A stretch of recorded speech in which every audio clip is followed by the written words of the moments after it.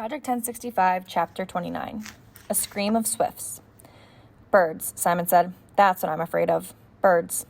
I looked up at him. Bombs and anti-aircraft tracers still flared and boomed all around us, and Simon didn't bat an eye at them. But he's afraid of birds? My hand to God, Simon said. Birds frighten the pants off me. One bird I'm all right with, though I'm still not a fan. But get a group of them together, all lingering about in a tree or on an electrical wire? He shuddered.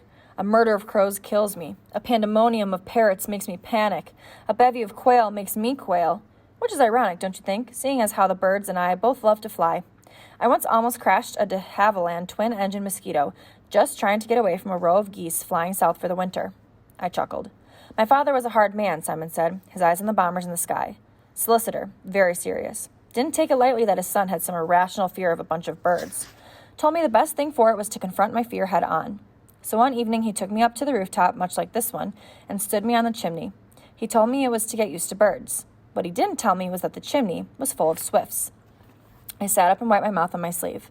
Have you ever seen swifts emerge from a chimney, Michael?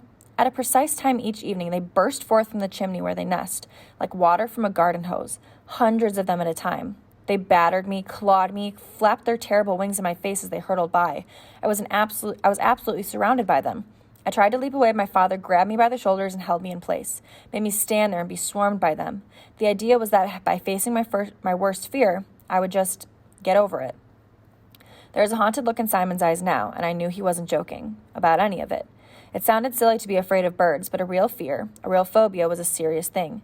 People without one couldn't understand. Simon worked at studying his breathing. Was he doing sums in his head to distract himself? Whatever he was doing, I gave him the time and space to do it. Didn't work, of course, Simon said when he recovered a little. I think I can confidently say it made things very much worse. So I won't be dangling you off the side of the building in case you were wondering.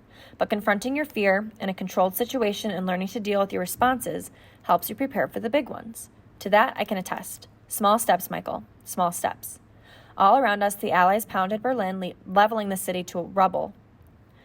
A little more. So ready to try again? Simon said at last. I think the Yanks will give us another hour or so as privacy. I took a deep breath and nodded.